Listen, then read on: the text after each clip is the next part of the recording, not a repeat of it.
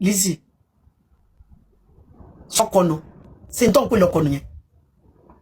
Ken you remain unmarried. Koma lokolayi o dade yi ton gbe dani lo. Ori radarada oko re radarada David dedere ndato. Olórí burúkú.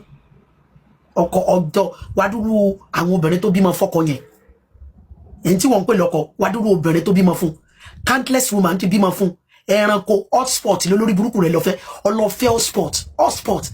Everybody gbogbo obìnrin ti fa látara rẹ̀. Wọ́n ti fa network sí ọkọ nu. Ṣé kò better pé kó ọmọ ní ọkọ láyé ju ọkọ èyí tó lọ ní lọ.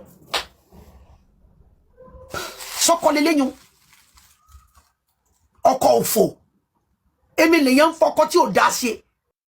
Kí lèyàn fọkọ tí ò dá ṣe? Kí ló fẹ́ fọkọ tí ò dá ṣe? Tí bá ṣe pé bóyá low self esteem ń bọ ọjà. Tí bá ṣe pé ayé ẹ ti bàjẹ́. Kí ló fẹ́ hotspot leleyin?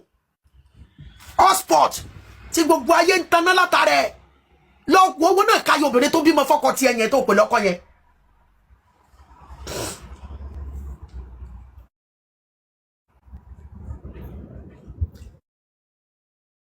Say when do you actress, failed actress OJU is in Nigeria already after party spraying Eric.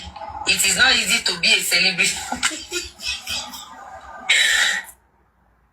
ẹ̀rín ẹ̀dọ̀ mọ́rin yan ẹ̀rẹ́rìn ẹ̀rín yẹn àti mọ̀ pé kí ṣe ẹ̀rín ọ̀n sunkún sínú ni yóò àmọ́ sí bí ẹni pé rẹ́rìn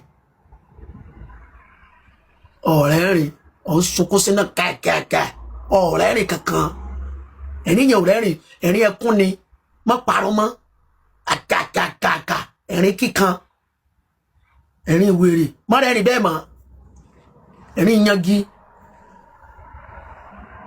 kẹ́kẹ́kẹ́ ẹ̀rín wèrè ẹ̀rín yangi bí àṣà àwọn aráàlú mi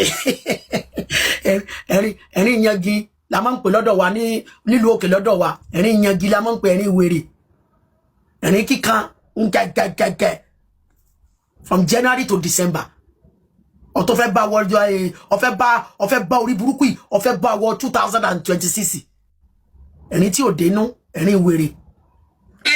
Only it is not easy. Only these expenses and one year pretty. We sit down analyzing. Lórí burúkú ni o. It's all about projection. Do you know the problem you have? It's about projection. Thank you so much. It's about projection. Everything tó ń ṣe, you are projecting in on people. Ìwọ ló máa wà ní social media 24/7. Ìwọ ló kì í sinmi. Ìwọ náà ló dẹ̀ tó wà hard working. At the same time, it is just for people that does not have sense. You are claiming people they are not hardworking, but you are the one that's always on social media 24/7. Which hard work? How are you doing the hard work? How are you going to work? ẹ̀yin èèyàn wa ẹ mà ti gbọ́ àwọn ọ̀rọ̀ yìí tí ojú abẹ tí ó sọ sí Lizzy Anjorin àti ọkọ rẹ̀ nínú fídíò tí ẹ ṣe wò tán yìí. Ẹ ti gbọ́ gbogbo àwọn ọ̀rọ̀ yìí tí arábìnrin yìí tí ó sọ. Kí ni ohun tí ẹ lérò lórí ọ̀rọ̀ tí ojú abẹ tí ó ṣẹ̀ sọ tán nínú fídíò yìí tí ẹ wò yìí? Ẹ̀yin èèyàn wa ohun tí ẹ bá lérò ẹ jọ̀wọ́ ẹ tẹ̀ sí comment section o kí a lè sọ̀rọ̀ nípa rẹ̀. I don't know why people listen to you and ṣé ọ̀rọ̀ ẹnu ẹ̀ náà gbọ́ ni wọn ò wò wá ṣe ara ẹni. You are on social media 24/7 and you are claiming you are very hardworking. Wait, I'm coming. Wait.